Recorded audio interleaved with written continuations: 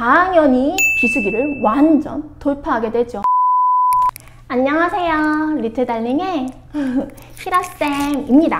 오늘은 어떤 얘기를 할 거냐면 지난 에피소드에 이어서 근데 몇몇 분들이 계속 묻더라고요. 그럼 그 전에서 어디서 했었냐고? 저희는 서울 신당점 한 건물에서 10년 동안 했어요. 아무튼 신당점에서 이대점으로 옮겨오죠. 그래서 제가 5년 동안 샵을 해요. 이 5년 동안 샵을 운영하면서 겪었던 많은 시행착오들, 그리고 이 시행착오들과 문제점들 어떻게 극복하고 돌파해가는지에 대한 이야기를 조금 나누어서 해볼까 해요. 리틀달링은 2014년 2월에 오픈했어요. 일부러 시즌 때 맞춰서 오픈한 거예요. 사실은 2월, 3월, 4월, 5월 첫 시즌을 마치고 제가 처음 든 생각은 뭐였냐면 이거 준비만 치밀하게 잘하면 다음 시즌에 꽤 많은 매출을 올릴 수 있을 것 같은데? 라는 생각이 들었어요. 저희가 첫 시즌이어서 사실 시행착오가 많았어요. 이런 미흡한 상권 분석에 대한 이해, 그리고 이대생들의 소비 패턴에 대한 부족한 이해, 이런 것들로 인한 가령 어떤 것들이 시행착오가 있었냐면 굉장히 잘 팔리는 상품이 있는 거예요. 그래서 열심히 많은 인건비를 알바를 투입해서 열심히 많이 만들어서 많이 팔았어요. 근데 재료비 딱 계산하고 그 높은 인건비를 딱 넣고 계산해 보니까 남는 게 별로 없는 거예요. 안 하는만 못해. 그런 상품은 괜히 샵만 복잡하고, 그쵸? 그런 상품들도 되게 많았고 잘 팔릴 것 같지 않는데 잘 팔린 상품도 있었어요, 사실은. 그래서 잘 팔릴 것 같지 않겠다고 이게 이대생들의 소비 패턴을 이해 못한 거죠. 준비를 많이 안 했는데 엄청 많이 팔렸는데 사실 준비를 많이 했으면 더 많이 팔렸겠죠. 이런 아쉬운 상품들도 굉장히 많았고, 그래서 저는 첫 시즌을 보내면서 야, 두 번째 시즌엔 나 잘할 수 있을 것 같다. 그리고 사실 리틀달링 이대점은 한 3년 차까지는 매출이 거의 수직 상승으로 슉 하고 올라가죠. 시즌 때 매출이 저희는 1000이 계속 넘는 샵이에요. 그러니까 정말 극성수기 때 많이 버는 샵인 거죠, 저희 샵이. 이렇게 즐거운 극성수기를 보내고 찾아온 것은 뭐였냐면 바로 귀신보다도 더 무서운 비수기예요. 이게 바로 꽃집의 문제점이에요. 이 비수기가 너무 길어요. 이 비수기의 문제에 맞닥뜨린 거죠. 많은 꽃집 창업반 수업해보면 새싹 꽃쌤들이 물어요. 선생님, 꽃집의 비수기는 언제인가요? 라고 물어요, 저한테. 그럼 저는 이렇게 대답해요. 꽃집은 비수기를 물어보면 안 돼. 성수기를 물어봐야지.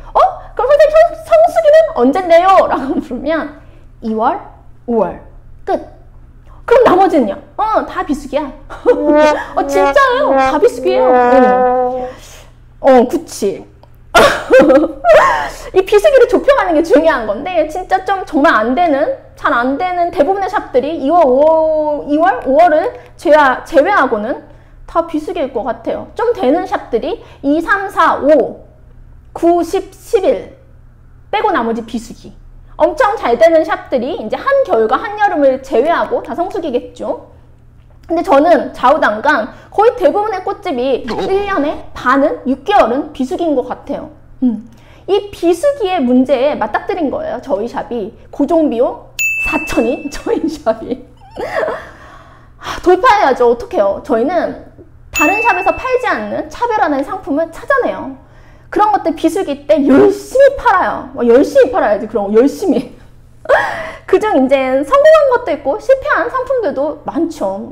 그중에서 성공했던 상품 몇 가지 얘기하자면 사실은 신당점에서부터 굉장히 많이 팔았던 낙골당 리스도 이대점까지 끌고 오죠.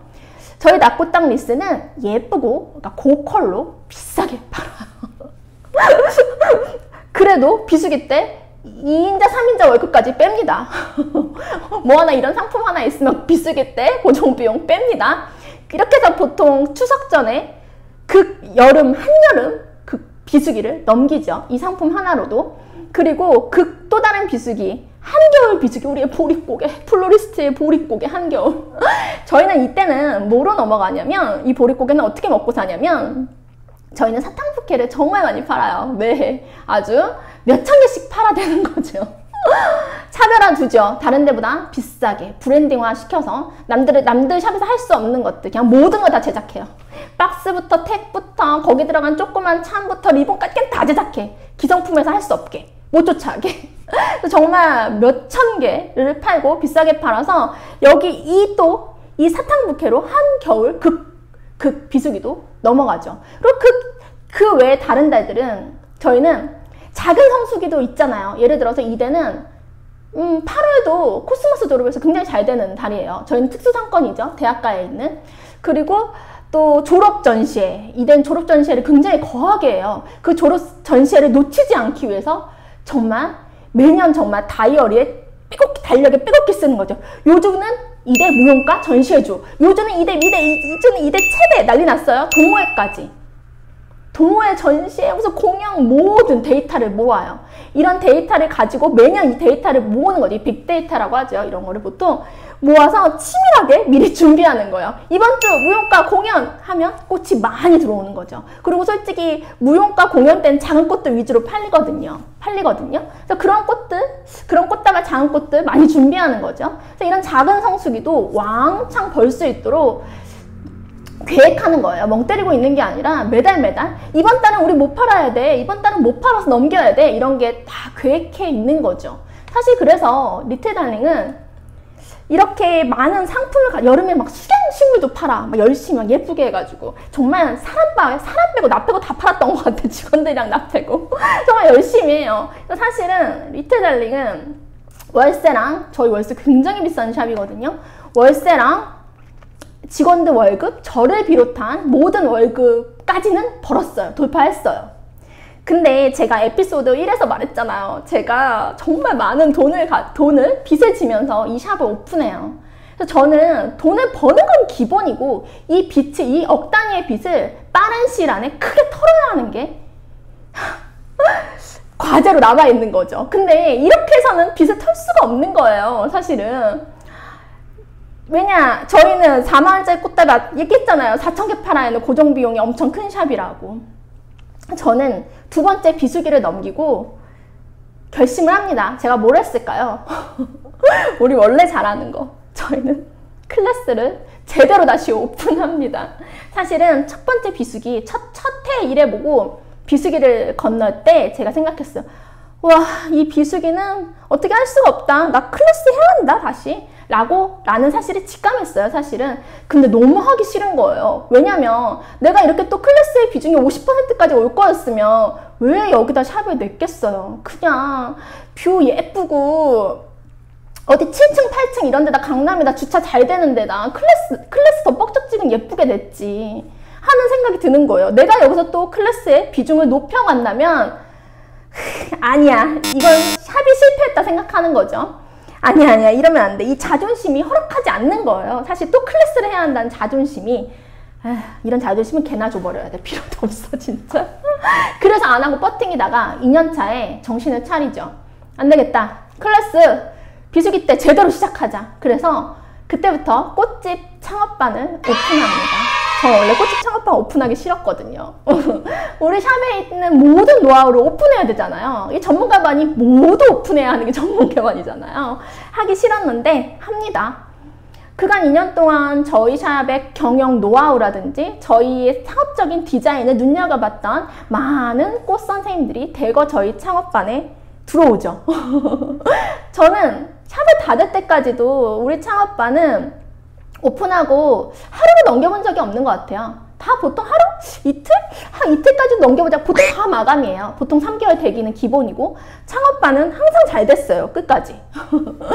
창업반 엄청 잘 되고 또 이때에 맞춰서 우리 희진쌤이랑 합작하여서 일러스트 클래스를 오픈하죠. 저희의 많은 패키지들 눈여겨봤고 이런 패키지들 하고 싶었던 선생님들도 대거 일러스트 클래스에 들어오죠.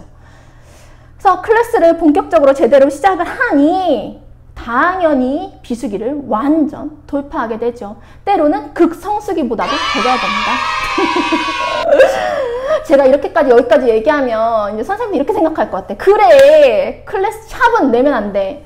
그래, 처음부터 작은 공방에서 시작할 수 있는 클래스부터 해야 돼 라고 생각하는 선생님도 있으실 것 같아요. 그리고 제가 창업반에 보면 창업반에 많이 물어요. 선생님 저 클래스 할까요? 뭐 샵 할까요? 라고 묻는 학생들 꼭 있어요. 그럼 저는 뭐라고 대답하냐면 본인 스스로는 어떻게 생각하는데 내가 클래스 할 수 있을 것 같아? 본인 그렇게 생각돼? 보통 클래스 하는 선생님들이 많은 프렌치의 고가 수업들 전문가반 전문가반 듣고 온 후란 말이죠. 그래서 좀 얘기해. 그렇게 전문가반 들으면서 어떤 생각이 들었어? 할 수 있을 것 같아? 그 선생님들 수업 보면서? 본인 스스로 그 수업을 보면서 나 할 수 있을 것 같아 라는 마음이 드는 선생님들은 하면 돼요. 돼. 그런 자신감 있는 선생님들은 그냥 클래스부터 먼저 시작하면 돼요. 어디 뷰 좋고 사진 잘 나오는데 하면 돼요, 클래스. 근데 문제는 뭐냐면 많은 학생들이 이렇게 대답하죠. 글쎄요 라고 아리송한 거죠. 할 수 있을지도 모르겠고 있을지 없을지 모르겠는 거죠. 저는 그러면 이렇게 얘기를 해요. 아니 지금 본인도 모르면서 누가 누구를 가르쳐. 하면 안 되죠. 그러면 그렇게 자신감 없으면 하면 안 되죠. 그럼 차라리 샵이 난 거죠. 그때는 샵을 내서 샵 열심히 하면서 가볍게 클래스는 취미반 정도로 먼저 시작하는 게 나은 거죠. 그쵸. 그리고 저희 샵이야 엄청 규모가 크니까 고정비용이 세니까 비수기 때 이렇게 힘들고 클래스도 하고 별거 다 했지만 보통 1인 샵이잖아요. 1인 샵은 인건비가 없고 일단은 월세도 보통 100, 200, 200 전후? 뭐 100 전후 이 정도인 거잖아요. 이 정도는 돌파할 수 있어 선생님들. 돌파할 수 있어. 나만의 우리 샵만의 차별화된 상품, 고퀄의 상품들 몇 개만 있고 또 그 상권마다 성수기를 이해하면 돼요. 예를 들어서 뭐 회사 근처에 있는 샵들은 이 승진 이런 게 또 굉장한 성수기잖아요. 그런 걸 잘 이해하고 잘 준비하고 또 지역 주민들 단골을 꽉 잡고 이러면 보통은 다 넘어갈 수 있어요. 단골만 잘 잡아도 지역에서 소문만 잘 나도. 저희 샵 같은 경우는 특수 상권이었고 특수한 케이스였고요. 선생님들 할 수 있어요. 그리고 바야흐로 지금이 어느 시대예요? 온택트 시대잖아요. 온라인 시장 시대잖아요. 굳이 샵을 오프라인으로 가질 필요도 없는 거예요. 온라인으로 가져도 되는 거잖아요. 올해 아주 정말 우리가 많은 코풍선을 보았죠. 온라인 코풍선을 보았죠. 이제 생화도 거의 다 온라인으로 넘어갈 거란 말이죠. 그리고 꼭 생화만 팔아야 한다는 것도 아니잖아요. 사실은. 그렇잖아요. 할 수 있어요, 선생님들. 코로나 시대라고, 경기가 안 좋다고, 이런 시대에 잘못 열면 망한다고, 그래서 못하면 안 돼요. 그래서 넉놓고 있으면 안 돼요. 어차피 저 IMF 세대예요. 20년째 계속 경기는 안 좋아. 어차피 계속 경기는 안 좋을 거예요. 이 경기 안 좋은 거 한탄하면서 샵을 안 낼 게 아니라 내가 이런 문제점들을 어떻게 돌파할 건지를 계획하고 내는 게 중요한 거죠. 그쵸? 저희 샵은 완전히 돌파합니다. 재정이 안정됩니다. 저희 샵은. 그런데 여기서 두 번째 문제가, 큰 문제가 발생해요. 사실은 그 전부터 발생했던 문제예요. 그게 뭐냐면 너무 일이 과해요. 미칠 것 같아 진짜. 소야 완전 소처럼 일해도 어쩜 이렇게 소처럼 일할 수가 있는지. 직원들이 다 아파. 뭐 팔 아프고 목 아프고 온몸이 다 아파. 직원들이 다 살 빠지고. 그리고 저는 그때 어떤 시기였냐면 우리 달 회장님이, 우리 달링이가 저희 딸이 까꿍이 때예요.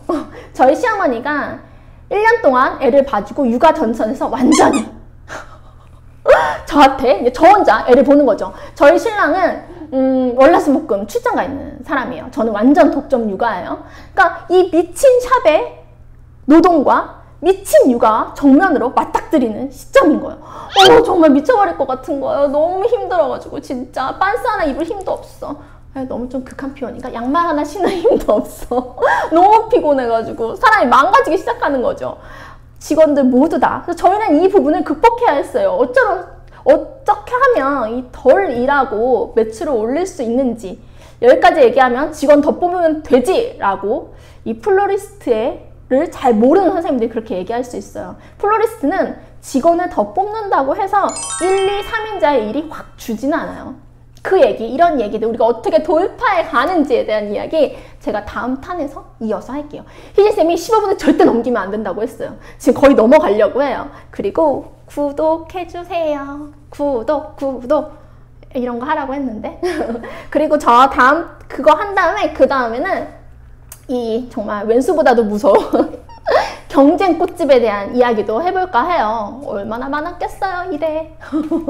어떻게 또 그런 부분도 돌파해 가는지에 대한 이야기도 차근히 해볼게요. 선생님들 함께해요. 구독하면서